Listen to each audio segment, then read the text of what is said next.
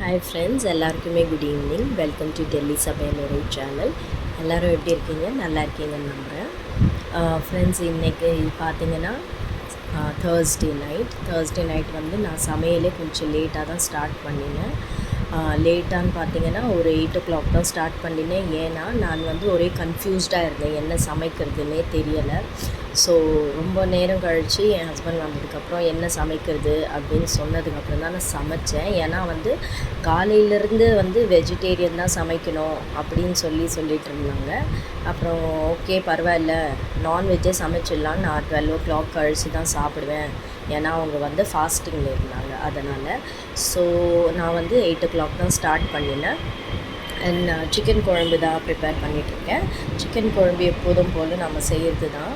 எண்ணெய் ஊற்றிட்டு நம்ம ஹோல் கரம் மசாலா, அப்புறமா சோம்பு, அதுக்கப்புறம் வெங்காயத்தை வந்து சாப் பண்ணி போட்டு, பச்சை மிளகா, கருவேப்பிலை, இஞ்சி பூண்டு பேஸ்ட்டு இதெல்லாத்தையும் நல்லா வதக்குனதுக்கப்புறம் கலரை பார்த்தாலே உங்களுக்கு தெரியும். நம்ம வந்துட்டு நான் இங்கே 2 பெரிய சைஸு தக்காளியை எடுத்து ஆட் பண்ணி இதையுமே நல்லா வதங்கி விட்டுக்கிட்டேன். நீங்கள் பார்த்தீங்கன்னா எவ்வளோ அழகாக அந்த வந்து தக்காளி மேஷ் ஆகி வந்திருக்கு பாருங்கள்.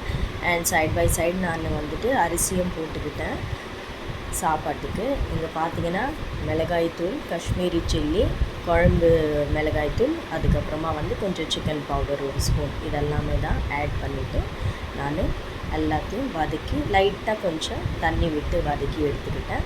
நல்லா இது எண்ணெய் பொரிஞ்சு மேலே வந்து நல்லா எண்ணெய் தேங்கி வந்ததுமே நான் இதோட வாஷ் பண்ணி வச்ச 1/2 kg சிக்கன் தான் வாங்கியிருந்தோம். ஸோ அந்த சிக்கனையுமே இதோடையும் நான் வந்துட்டு ஆட் பண்ணிக்கிட்டேன். அண்ட் இங்கே பார்த்தீங்கன்னா வந்துட்டு சிக்கன் எப்போவுமே வாஷ் பண்ணுறப்போ கொஞ்சம் கவனமாக வாஷ் பண்ணுங்கள். ஏன்னா சிக்கனுடைய முள்ளு கூட எலும்பு கூட வந்து குத்துச்சுன்னா கொஞ்சம் கையில் ஒரு செப்டிக் மாதிரி ஆகிடும். அதனால் ஸோ அதையுமே வாஷ் பண்ணி எடுத்துகிட்டு நல்லா அதையும் கொஞ்சம் நேரம் வந்து வதங்கி விட்டுக்கிட்டேன். இல்லைனா ஒரு மாதிரி கவிச்சு வாட வரும் இல்லையா, அதை வந்து நல்லபடியாக நம்ம மசாலாவில் பொரிய விட்டதுக்கப்புறமா நான் என்ன பண்ணினேன்னா கட் பண்ணி வச்சுருந்த உருளைக்கிழங்கையுமே ஆட் பண்ணிக்கிட்டு அதை ஒரு 5-10 minutes வச்சதுக்கப்புறமா தான் வந்து நான் வார்ம் வாட்டரு எவ்வளோ கிரேவி வேணுமோ அந்த அளவுக்கு நான் வார்ம் வாட்டர் ஊற்றி பார்த்திங்கன்னா ரெடி ஆகிடுச்சு சிக்கன் குழம்பு. இந்த அளவுக்கு தான் கிரேவியும் வச்சுருந்தேன். நான் லைட்டாக லாஸ்ட்டில் வந்து கொஞ்சமாக கரம் மசாலா பொடி, அதுக்கப்புறமா கொத்தமல்லி தூவி, கருவேப்பிலை போட்டு இறக்கிக்கிட்டேன்.